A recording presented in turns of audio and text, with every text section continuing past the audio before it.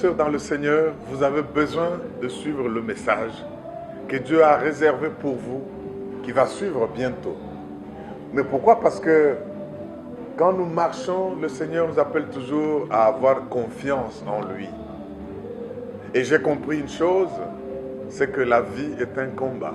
Nous avons des combats visibles, nous avons des combats invisibles, nous avons des combats personnels, nous avons des combats en groupe. Mais Dieu dit, tu ne vas pas combattre en cette affaire, mais quelle affaire? Suivez ce message et vous allez bien vous rendre compte que vous avez besoin de croire en Dieu par son Fils Jésus-Christ. Suivons.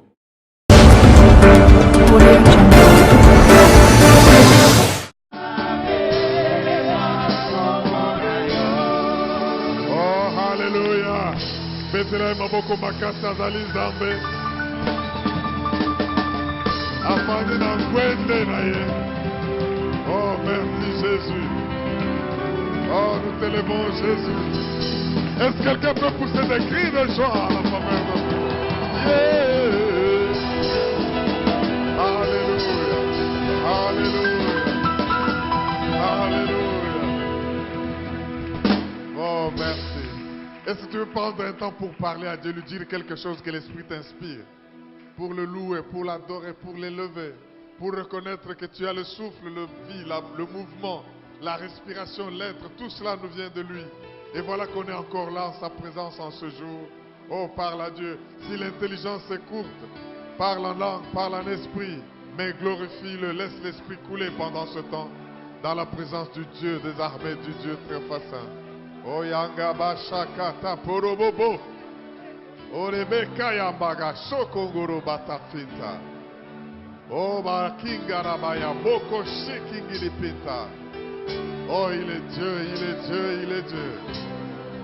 Merci éternel pour ta grâce et ton amour.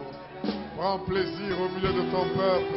Ils sont venus t'élever, ils sont venus t'adorer, ils sont venus te sanctifier, ils sont venus déclarer que tu es Dieu. Oh, Esprit Saint, coule en ces lieux. Esprit Saint, visite-nous. Esprit Saint, remplis-nous. Sois sur nous, sois en nous, sois autour de nous, sois partout. Manifeste Jésus. Nous venons t'adorer, Seigneur. Alléluia. Éternel, tu es Dieu, tu es roi. Prends plaisir dans ce culte.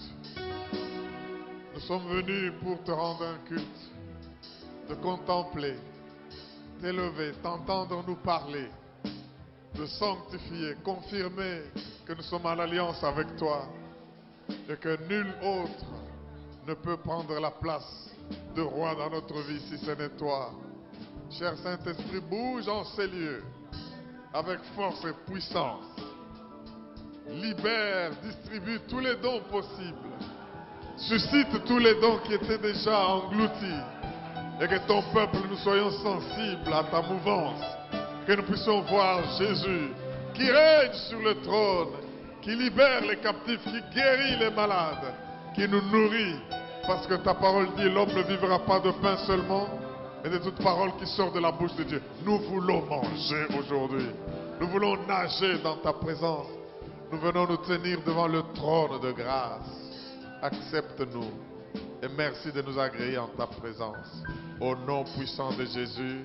Et le peuple de Dieu dit Amen. Est-ce que tu ne peux pas dire Amen et acclamer très fort le Dieu vivant? Le Dieu qui règne à jamais. Il est assis sur le trône de roi. Il décrète des choses, il décide. Quand il dit un mot, la chose arrive. Il est le Dieu tout-puissant, incomparable, le Dieu glorieux, le Dieu miséricordieux, le Dieu des armées. Oh, j'aime Dieu.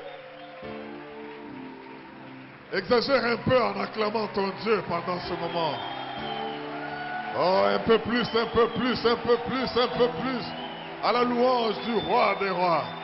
Il règne, il est Dieu. Alléluia. Merci Jésus. Et que cette grâce du Seigneur soit sur vous au nom de Jésus. Merci. Oh. Oh. Qu'il est bon d'être dans la présence du roi des rois. Oui, je suis dans la joie quand on me dit allons dans la maison de l'Éternel. Il me couvre dans son tabernacle et il me fait reposer sur un rocher. Il est le Dieu Tout-Puissant. Est-ce que quelqu'un peut dire Alléluia? Pendant que nous adorons et nous louons le Seigneur, les chaînes sont brisées, les maladies sont guéries, les délivrances sont données, l'Esprit est en mouvement en ces lieux. Sois prêt à ce qu'il te fasse encore beaucoup de bien. Est-ce que tu peux dire Alléluia? Bien-aimés, nous l'avons dit pour ceux qui sont venus après que ce culte, c'est un culte d'action de grâce. Parce que les choses que Dieu a faites pour nous, nul autre ne peut le faire. Voilà que nous venons de passer ces 3 semaines de célébration de nos 20 ans. En même temps, la célébration de la grande fête du Père des Tabernacles, qui nous ouvre la porte à des grandes ouvertures, à une nouvelle dimension de notre vie. Et je voudrais que nous puissions avoir foi en ce Dieu et savoir lui dire merci, le reconnaître dans toutes nos voies. Et comme c'est le premier dimanche du mois, j'aimerais que nous puissions regarder au thème de ce mois, à la promesse de ce mois. Vous allez vous rendre compte que le Dieu qui veut que nous puissions toujours avoir confiance en lui, il est là et il nous fait marcher pas à pas dans des choses telles qu'on ne peut que croire et avoir foi en lui et en lui seul. Est-ce que quelqu'un dit Amen? Voilà quelle est la promesse que Dieu nous donne ce mois.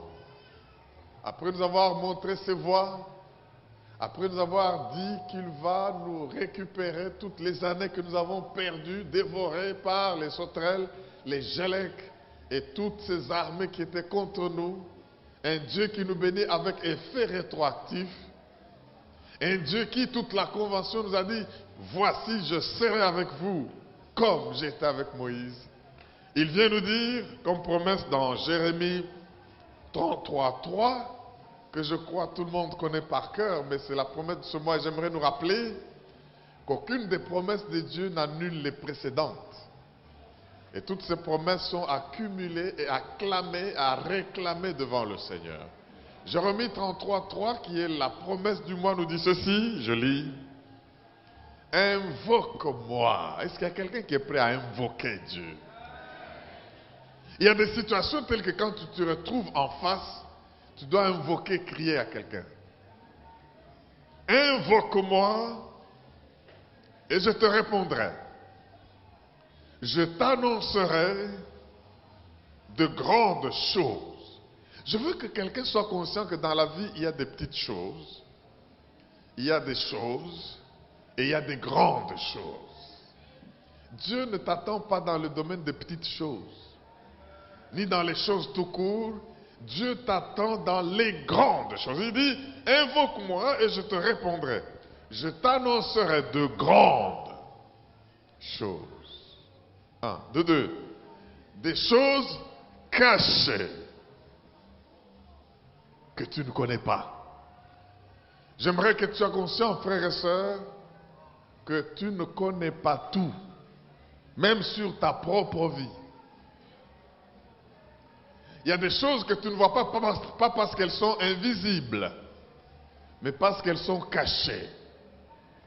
Il y en a qui sont cachés par les malfaiteurs pour te piéger, cachés par les sorciers, magiciens, tous ceux qui vous attendent au tournant.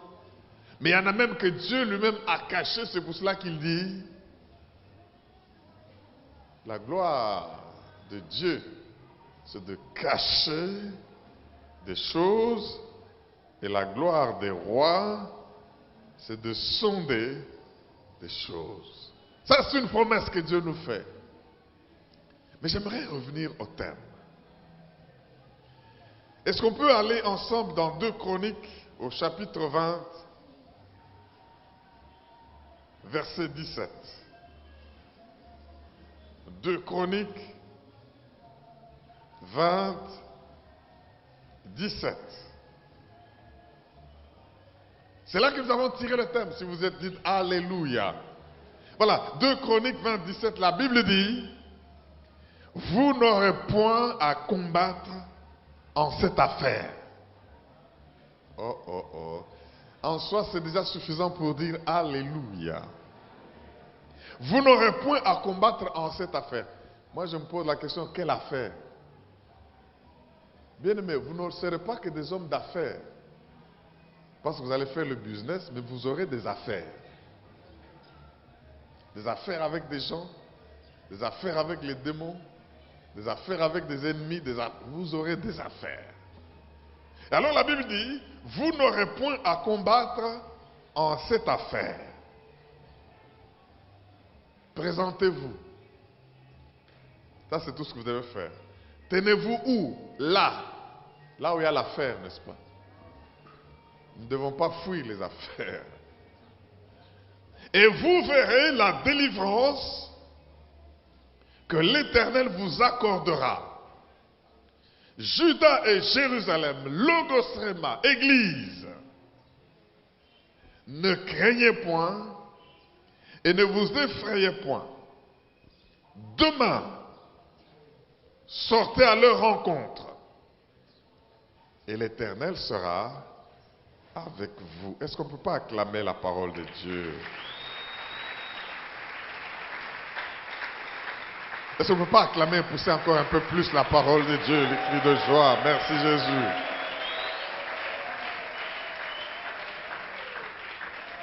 Bien-aimés, dans la vie, j'ai compris une chose, c'est que nous aurons toujours des affaires que nous avons provoquées ou que nous n'avons pas provoquées. La vie est un combat tous les jours. Mais quand je lis ce texte et le médite, je comprends une chose, c'est que Dieu sait que sa présence n'est pas toujours évidente aux yeux des hommes. Quand Dieu dit par exemple que vous allez traverser la mer, elle ne vous submergera pas. Vous entrez dans le feu, il ne vous consumera pas. Je suis avec vous. Pourquoi peut-il dire une chose qui est évidente si c'était évident? Mais Dieu dit cela comme pour dire, même si ma présence n'est pas sensible, même si ma présence n'est pas physiquement perceptible, même si ma présence ne vous paraît pas évidente, Josué, prends courage. Je serai avec toi, comme j'étais avec moi. Ça veut dire que quand Josué avance, il peut tourner autour de lui et regarder, ne pas réellement voir la présence de Dieu.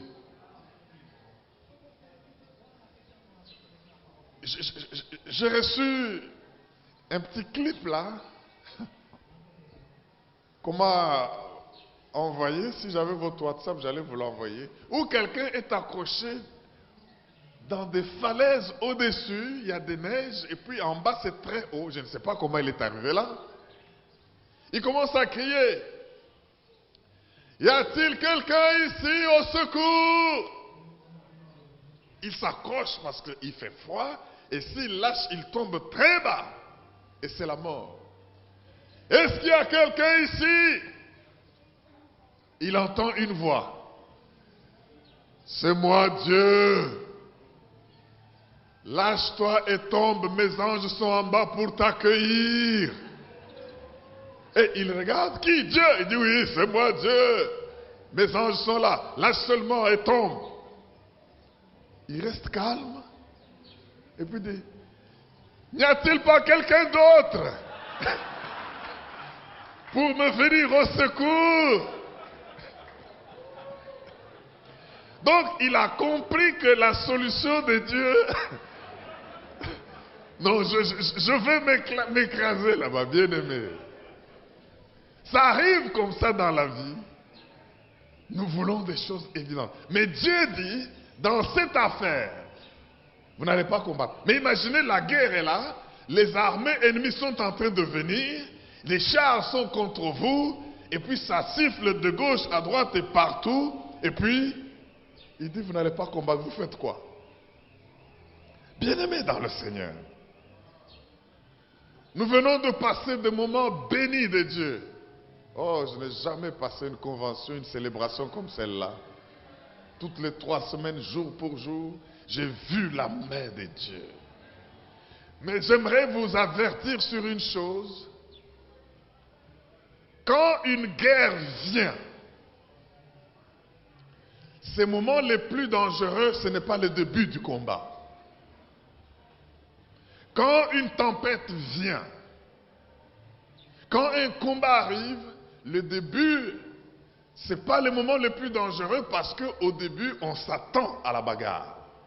On a encore de l'énergie, on est brillant, on est fort, on a confiance en soi. Mais le moment le plus difficile, c'est vers la fin du combat. Parce qu'on a déjà dépensé. Si c'est dans la natation, on est déjà essoufflé. Et c'est là qu'on peut même se voir noyé dans les eaux qui ne sont même pas profondes.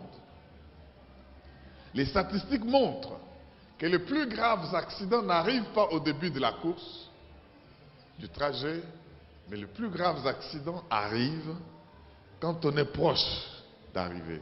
On n'a plus de concentration, on n'a plus de force, on commence à douter parce qu'on a vu que l'ennemi est aussi très résistant et on arrive finalement à lâcher et on collapse, on tombe. On devient plus vulnérable. Après autant de semaines d'adoration, de louange, d'attention sur les messages que Dieu nous donne, le moment le plus dangereux, le plus vulnérable pour nous, ce n'est pas le début. Là, on est prêt, on a prié, on a eu des promesses de Dieu, mais c'est vers la fin. On commence à lâcher. Mais le Seigneur m'envoie nous dire, ne lâchez pas. C'est le moment où vous devez devenir plus concentré. Les plus grands champions se distinguent vers la fin. Au début, même les plus petits peuvent vous résister, vous marquer. Mais c'est à la fin qu'on voit qu'est-ce qui distingue les champions. Ils sont concentrés et déterminés jusqu'à la dernière. Même dans les prolongations, vous risquez d'attraper 2 buts dans les 3 dernières minutes prolongées. Pourquoi? Parce que vous commencez à lâcher. Dieu me dit de vous dire, ne lâchez pas. C'est le moment plutôt d'être concentré pour aller jusqu'au bout. Est-ce que quelqu'un m'entend pour dire Alléluia? Dis à ton voisin, ne fais pas naufrage, va jusqu'à l'autre bord. Je voudrais, mes frères et sœurs, déclarer une chose. Le début de la tempête dans votre vie, la manifestation de la tempête dans votre vie n'est pas un signe de l'absence de Dieu. Oh, vous n'avez pas compris. Je dis ceci, le fait que vous allez combattre et avoir des guerres et avoir des affaires, pour ne pas dire des enfers, dans votre vie, ce fait-là ne veut pas dire que Dieu est absent. Et je sais qu'il y a beaucoup de fois où nous entrons dans des tempêtes et dans des guerres de toutes sortes. Parce que vous savez, les combats et les affaires dans la vie, nous les avons de toutes sortes. Est-ce que quelqu'un peut dire Amen? Il y a des combats physiques, il y a des tempêtes financières, il y a des guerres émotionnelles. En fait, il y a beaucoup de sortes de combats, beaucoup de sortes d'affaires. Ici, je n'aimerais pas parler des guerres faciles que nous voyons, que nous pouvons constater, que nous pouvons observer. Vous savez, quand vous avez une tempête invisible, les gens peuvent vous voir très bien, mais ne pas s'imaginer ce que vous livrez comme combat dans la vie. Jamais. Vous savez, quand nous avons parlé à cette célébration de Josué, Dieu qui lui dit, je serai avec toi. Va et fais entrer ce peuple dans son héritage.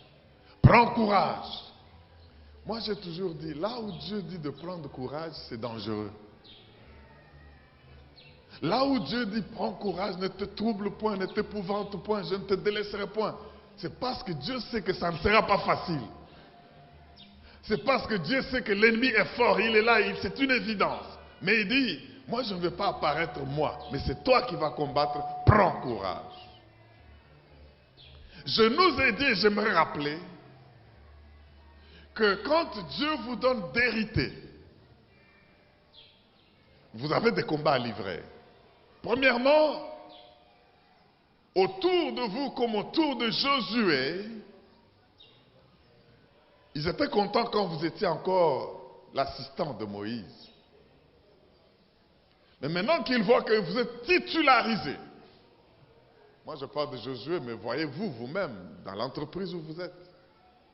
Voyez-vous vous-même dans le ministère où vous êtes, dans les activités où vous êtes. Le jour où on vous titularise à ce poste, on vous donne ce grade, cette promotion. Ce n'est pas tout le monde, même les amis autrefois avec lesquels vous mangez des cacahuètes, qui vont vous féliciter. Ils vont commencer à dire non. Mais justement parce qu'ils auraient voulu que ce soit eux qui soient là. Vous devez livrer ce combat-là. Des gens qui ne vous acceptent pas. Des amis qui ouvertement commencent à trouver que ça ne sert à rien d'être vos amis. Bien aimé, il y a des amis pour un temps dans la vie. Si Dieu veut qu'un ami soit un ami de toute la vie, il fera qu'il soit un ami de toute la vie. Mais tous les amis ne sont pas les amis pour toute la vie. Il y en a qui sont là pour un temps, et un autre temps viendra où pour une raison ou une autre, les amitiés éclatent. Ne cherchez pas à racoler. Comme David qui voulait qu'un enfant que Dieu a déjà frappé de mort puisse vivre. Non, il ne va pas vivre. Est-ce que quelqu'un peut dire Alléluia? Alors vous devez vous battre avec les gens autour de vous. Ce n'est pas encore dans la terre que vous devez conquérir. Déjà autour de vous, avec ceux qui sont censés marcher avec vous pour aller conquérir. Il y a encore des guerres à livrer. Alléluia. Autour de vous. Ça, c'est un combat en famille. Avec ceux qui sont censés être frères, sœurs, beaux-frères, belles-sœurs, famille. Mais qui ne vous acceptent pas. Mais Dieu vous a dit, vous allez conquérir. C'est une guerre à livrer. Mais il y a aussi le combat de ces ennemis-là visibles. Les Jébusiens, les Cananéens, ceux qui occupent ce qui est à vous, sorciers, occultistes. Ils sont nombreux autour de nous. Mais il faut les convaincre, il faut les battre. Vous êtes dans une marche de destin.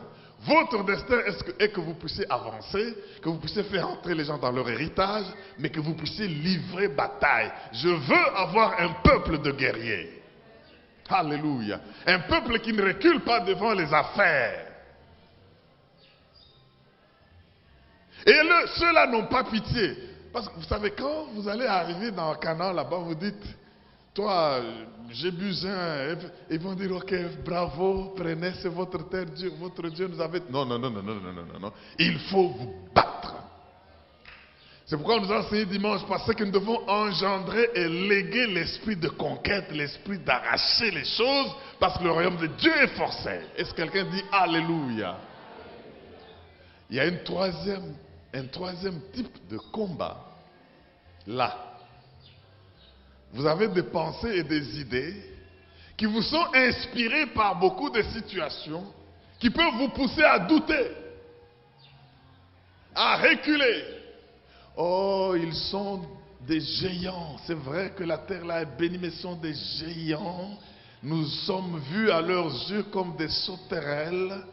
Et même à nos propres yeux, nous nous sommes vus que nous étions des sauterelles. Ils vont nous écraser. Bien-aimés, il y a un combat à lutter. C'est le plus grand combat que vous devez mener. Le combat autour de vous, vous pouvez arriver à le réussir parce qu'il est extérieur. Le combat de l'ennemi qui occupe ce qui est à vous, vous pouvez le mener. Mais le combat en vous, c'est le combat le plus dangereux.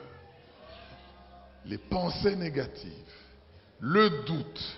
Mais la Bible dit les armes que nous avons, que nous utilisons pour combattre, ne sont pas charnelles, mais elles sont puissantes par la vertu de Dieu. Nous prenons tout raisonnement, toute pensée, nous le prenons captive à quoi? À l'obéissance. C'est tout un combat, ça. Ça demande les armes de Dieu.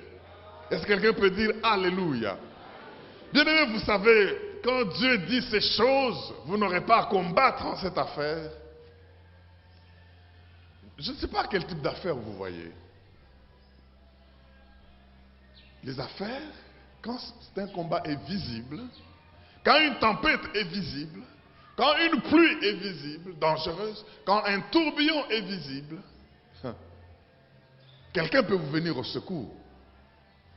Vous êtes là, c'est peut-être la nuit, c'est peut-être dans un coin retiré, quelqu'un vous attrape et vous commence à vous cogner, un passant arrive là, il intervient et on vous sauve. Il pleut, vous êtes mouillé, quelqu'un peut vous tendre un parapluie. Mais il y a des combats, vous les menez, mais personne autour de vous ne les voit. Des combats que vous livrez comme ça. Oh, mais pour preuve, j'aimerais vous montrer qu'il y en a ainsi. Il y a des personnes qui se battent avec des cancers. On le lui a déjà déclaré. Il ne veut pas que la famille le sache. Il y a des personnes qui se battent avec des maladies terribles. Ça, c'est des combats personnels. Vous vous réveillez bien habillé, bien maquillé, vous ajoutez un sourire, on vous envie même. Et pourtant, ce maquillage n'est qu'un maquillage au-dessus d'une nuit que vous avez passée en larmes et en pleurs. Ceux qui vous envient pour la voiture que vous avez, s'ils savaient qu'il y a déjà 2 mois de retard, vous n'avez pas payé le crédit voiture et qu'on risque de récupérer ce véhicule, ils ne vous auraient pas envié. Ceux qui vous envient pour cette maison qu'ils voient être la vôtre, mais s'ils savaient que la banque est en processus pour arriver à récupérer cette maison pour laquelle vous étiez trop fiers et vous avez tout fait, tous les moyens sont placés là-dedans, mais maintenant, ne pouvant pas tenir les échéances, vous vous battez avec ce combat-là. Bien-aimés, si vous pouviez voir autour de nous combien souffrent dans leur corps de cette douleur, vous les enviez parce que vous les voyez, homme, mari et femme, vous aimez ce couple-là. Mais si vous saviez qu'ils sont au bord de la séparation, de la rupture, toute la nuit, ils n'ont fait que se bagarrer, vous ne pouvez pas les envier. Et puis ça, c'est un combat où personne ne peut vous tendre la main pour vous aider parce qu'il ne sait même pas que vous menez ce combat. Est-ce que quelqu'un m'entend pour dire Alléluia? Mais Dieu me dit de vous dire que la présence de guerre et de combats à mener n'est pas un signe de son absence dans votre vie. Dis à ton voisin, tu ne vas pas combattre dans cette affaire. Oui, ton affaire, ton entreprise est au bord de la banqueroute. Dépôt de bilan presque annoncé. Et vous dites, Seigneur, où est Dieu? Vous savez, nous sommes souvent très tentés de lier Dieu à la présence des difficultés et des problèmes dans la vie pour dire que Dieu est là ou n'est pas là. J'aimerais vous dire que la présence de Dieu dans votre vie ne doit pas être comparée au fait que vous avez des problèmes ou pas.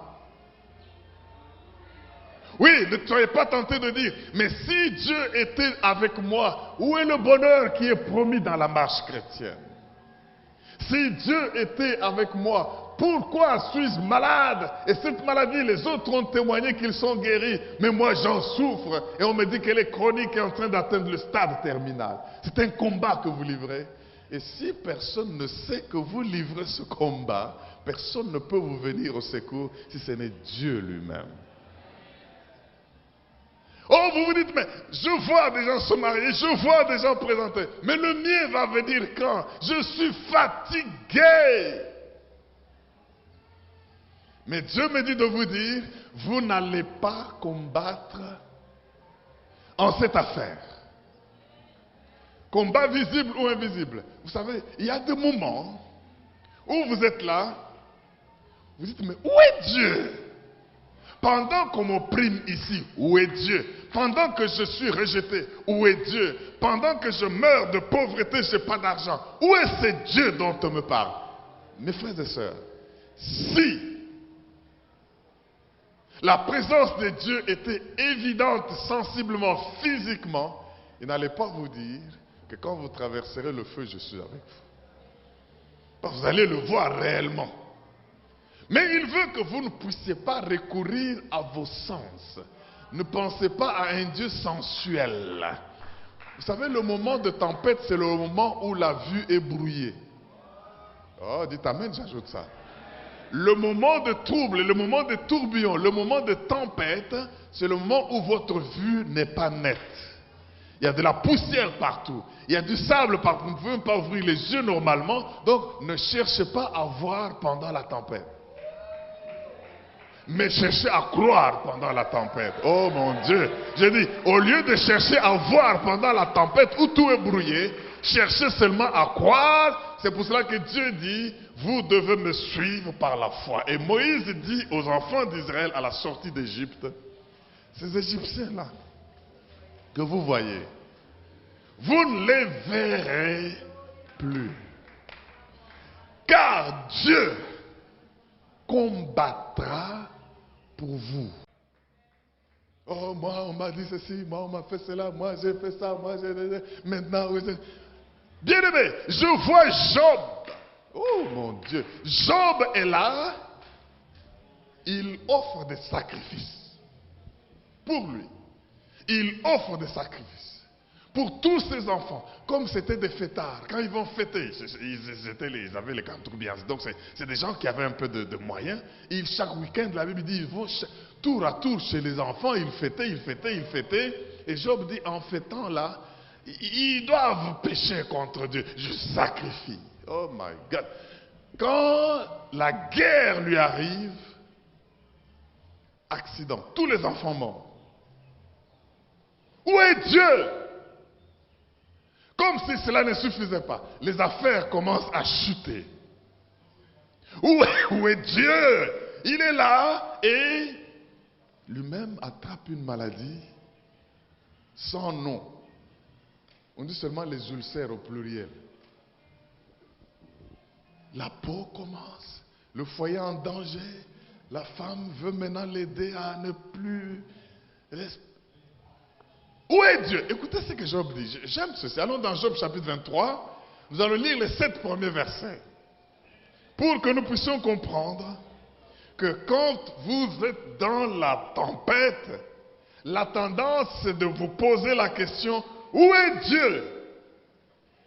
Et sachez que vous avez des guerres où personne ne peut vous donner le secours parce que c'est invisible et il n'y a que vous seul qui le savez. Mais devant ces affaires-là, qui deviennent des enfers dans votre vie, Dieu vous fait une promesse.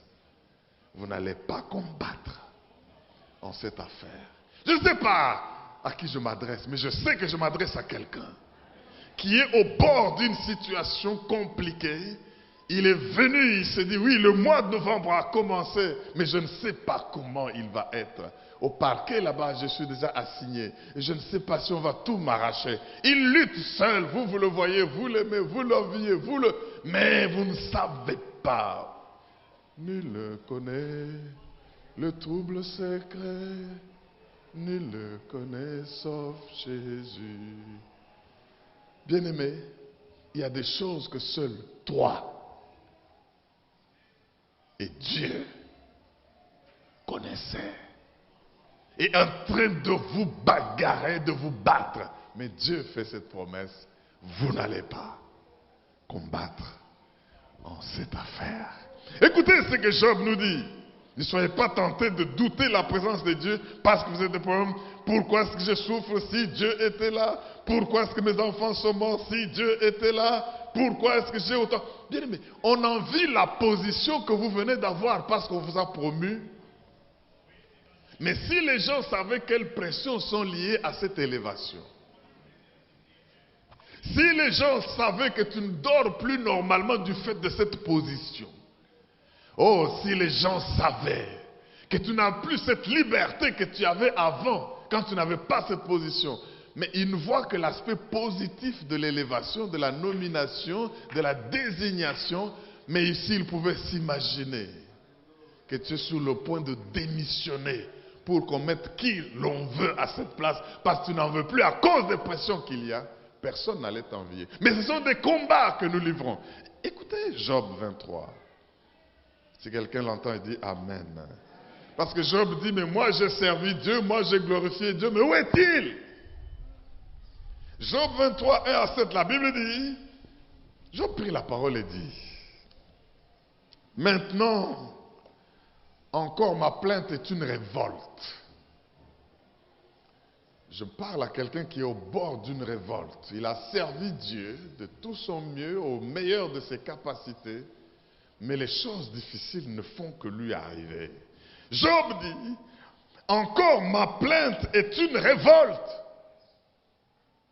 mais la souffrance étouffe mes soupirs. Oh, si je savais où trouver ce Dieu-là, si je pouvais arriver jusqu'à son trône, je plaiderais ma cause devant lui. Je remplirais ma bouche d'arguments. Je connaîtrais ce qu'il peut avoir à répondre. Hein. Je verrais ce qu'il peut avoir à me dire. S'il n'a rien à me dire, mais emploierait-il toute sa force à me combattre? Ne daignerait-il pas au moins m'écouter? Ce serait un homme droit qui plaiderait avec lui. Et je serais pour toujours absous par mon juge. Est-ce que quelqu'un m'entend pour dire Alléluia? Cessons de nous accrocher à cette notion selon laquelle si Dieu est avec nous, nous n'aurons pas de combat à livrer. Si Dieu est de notre côté, nous n'aurons pas de tempête dans la vie. C'est faux! Évitons de croire que si Dieu est avec nous, nous serons tout le temps heureux et tout va marcher comme sur des roulettes. Non. Ne croyons pas que si Dieu est avec nous, nous n'aurons pas de problèmes familiaux, ni de problèmes professionnels. Oui, tu es en train de te dire, mais si Dieu était avec moi, j'aurais facilement pu payer mes factures. Pourquoi mes enfants meurent si Dieu est avec moi? Pourquoi cette maladie sans guérison, ce cancer, cette tumeur? Pourquoi elle est avec moi? Pourquoi? Oui, Job dit, je l'ai cherché à gauche, je l'ai cherché à droite. Je dis, mais si je vais là-bas, je vais le trouver, je vais argumenter. Quel combat! Bien-aimé, je sais que si Dieu te montrait ton voisin de gauche, de droite, devant, de derrière, qu'est-ce qu'ils mènent comme nuit? Dans leur moment privé personnel, comme combat, eh bien, vous allez cesser d'envier qui que ce soit, parce que vous ne savez pas dans quelles conditions il se trouve, malgré ce que vous croyez voir qu'il a. Est-ce que quelqu'un dit Alléluia? Bien-aimé, j'aimerais ici que nous comprenions une chose. Dans la vie et les dimensions où Dieu nous mène, cessons de faire appel à nos 5 sens. Le juste vivra par sa foi. La guerre et la tempête, ce n'est pas le moment de confort. C'est le moment d'un grand inconfort et c'est là que nous devons compter sur Dieu. Le combat que tu mènes n'est pas la négation de la présence de Dieu dans ta vie. Oui, je louerai Dieu, j'adorerai Dieu quand les choses deviennent difficiles. J'aime ce que nous enseigne Simon. Il n'a plus pu se combattre quand on l'a mis en prison. Même enchaîné, avec des soldats à gauche, à droite, dans des prisons intérieures, il a dormi.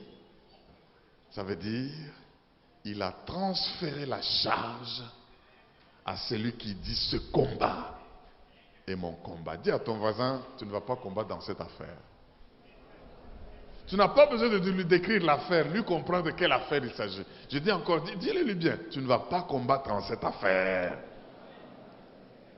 Oh mes frères et sœurs, cette histoire et ce thème est tiré d'une histoire intéressante de la Bible. Toutes les guerres qui nous arrivent ne nous arrivent pas par la faute de l'ennemi. Il y en a, c'est vrai, qui nous arrivent parce que l'ennemi a comploté contre nous. Mais il y en a qui nous arrivent parce que nous n'avons pas fait ce que Dieu a demandé que nous fassions. Ça reste des affaires à régler. Ça reste des combats à livrer. Parce que nous sommes en marche vers notre destin. Nous devons arriver jusqu'au bout. Ce qui nous arrive en route, ce sont les péripéties chemin faisant. Mais notre objectif, Dieu veut qu'on atteigne notre héritage. Mes frères et sœurs, ce peuple, l'histoire qui est racontée dans 2 Chroniques 20, si vous la lisez, je vous encourage à aller la lire depuis le début. Les fils de Moab et tous ceux qu'Israël avait épargnés, à qui Dieu avait interdit de passer et de garder, mais Israël, plus bon que Dieu, les a préservés, les a épargnés. Quand ils sont encore faibles, non, ils prennent le temps de refaire des énergies. Et dès qu'ils deviennent forts et puissants, et alors ils vous attaquent. Est-ce que tu peux dire Alléluia? Alors Josaphat, le roi Josaphat qui craignait Dieu, apprend qu'il y a une grande multitude de ceux-là que vous n'aviez pas exterminés, que vous n'avez pas dévoués par interdit, qui se lèvent contre vous. Une troupe nombreuse.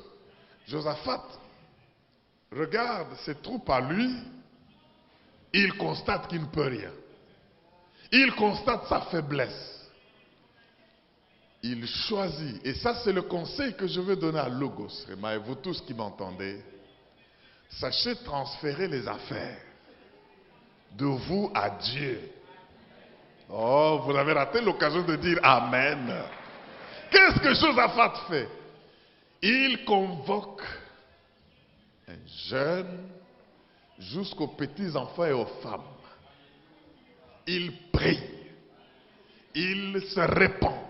Il dit, Dieu, n'est-ce pas toi qui es le Dieu dans les cieux? N'est-ce pas toi qui est le Dieu de bataille, le Dieu de combat? N'est-ce pas toi qui avais dit, c'est vrai que ce peuple, nous l'avions épargné alors que tu avais interdit. Pardonne-nous. Mais voilà qu'ils nous payent en monnaie de singe.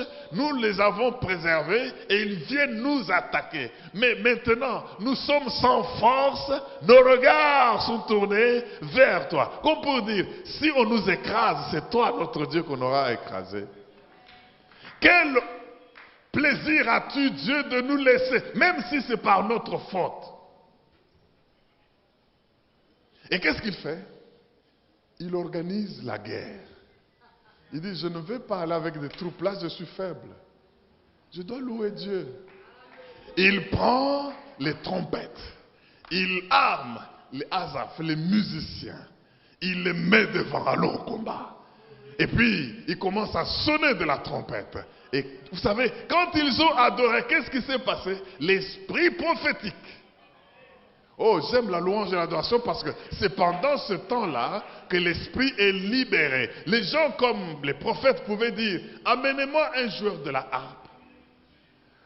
Pour que pendant qu'il joue, oh, il sente un peu dans son corps. Il sort du corps et qu'il entre dans le spirituel et qu'il libère la puissance de Dieu.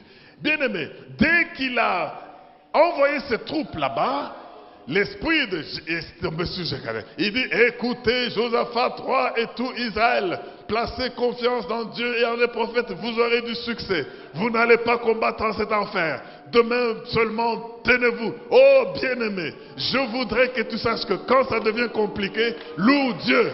Quand ça devient difficile, adore Dieu. Quand ça devient compliqué, glorifie le roi des rois et vous verrez qu'il est là. Oh, est-ce que quelqu'un m'entend pour dire Alléluia? Si tu as des grands combats et tu sens que tu dois rendre grâce à Dieu, ce culte étant le culte d'action de grâce, profite de cette occasion, fais-le pour dire Seigneur, je viens te glorifier. Nous allons l'adorer. Nous allons lui rendre grâce.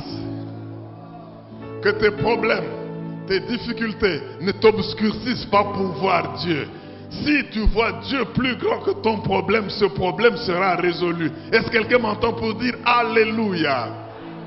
Et alors, nous allons faire comme Josaphat. Nous allons adorer Dieu. Nous allons lui dire merci. Nous sommes venus avec toi. Tu nous as gardés et protégés. Tu connais qu'est-ce que nous sommes en train d'endurer comme problème, comme difficulté. Mais dans cette affaire, comme tu as dit, je ne vais pas combattre. Je te transfère la guerre. Je te loue à toi seulement d'agir. Bien-aimé, nous avons dit que ce que tu laisses, c'est ce qui va te tuer, ce qui va te piquer. Mais si tu sais que tu as laissé quelque chose, glorifie Dieu. Répands-toi. Et Dieu va prendre la relève. J'aimerais dire à quelqu'un que Dieu va combattre pour toi. Adorons-le.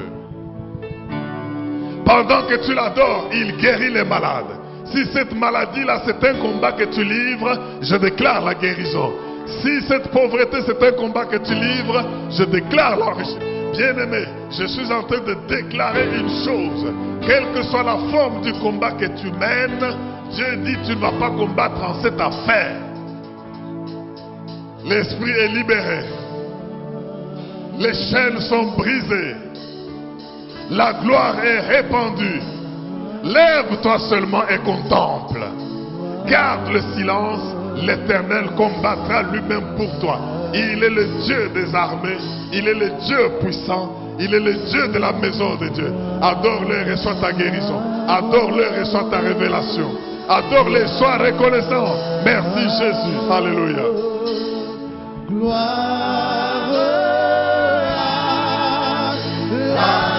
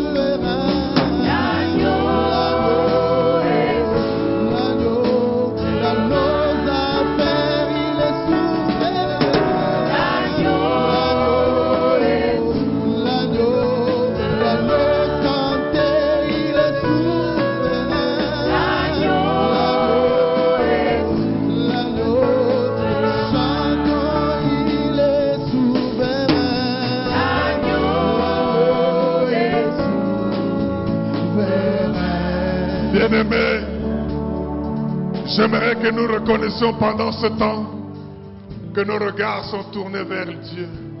Je ne sais pas qu'est-ce que tu affrontes comme difficulté, comme problème. Je ne sais pas où tu as voulu que les hommes te viennent au secours et ils ne pouvaient pas le faire. Je ne sais pas où est-ce que tu te bats seul. Mais Dieu dit tu ne vas pas combattre en cette affaire. Pendant que tu l'adores, l'esprit prophétique est en ces lieux. Tu entendras une voix. Tu auras une vision. Tu sentiras de délivrance. Adore-le et rends-lui grâce d'avance parce qu'il est le Dieu qui est derrière sa parole pour s'accomplir. Tu ne combattras pas dans cette affaire. Merci Jésus. Oui. Vers les montagnes. Merci Jésus. D'où me viendra le secours? D'où le secours. Alléluia. Ma forteresse, c'est toi, Jésus. Mon bouclier, c'est toi, Seigneur. Que ta puissance descende sur moi. L'onction divine tombe. Mon cœur, je lève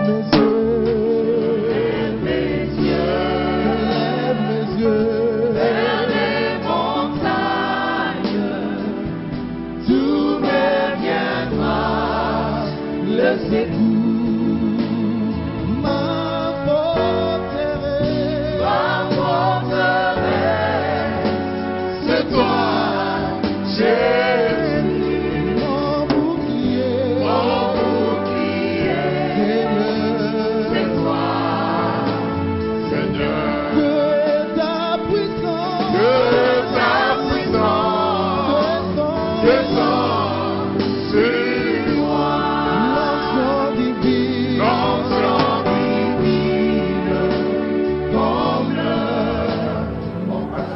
Mais voilà, nous avons toutes les bonnes raisons de rendre grâce à Dieu parce que les défis qu'il nous permet de relever dans la vie, en tout cas si ce n'était pas lui qui aurait dû tenir dans cette vie de la méchanceté, accomplir des grandes résolutions, relever des grands défis, comme nous venons de le démontrer, disons toujours merci à Dieu et quand ça devient difficile, ne suivons pas nos yeux, mais suivons notre foi.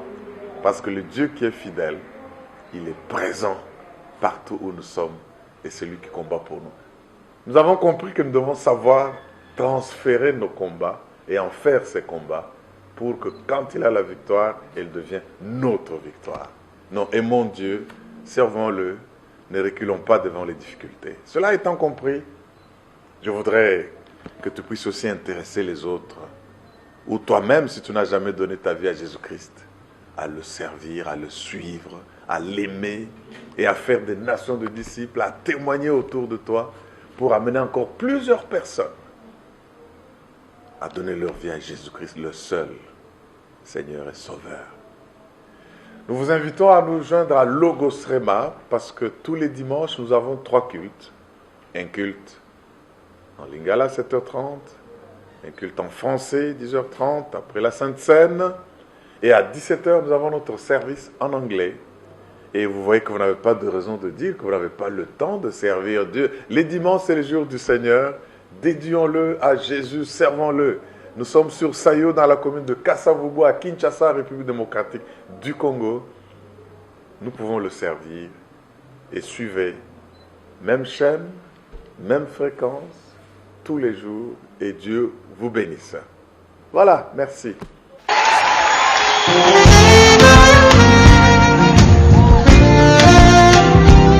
Est-ce que tu veux le louer?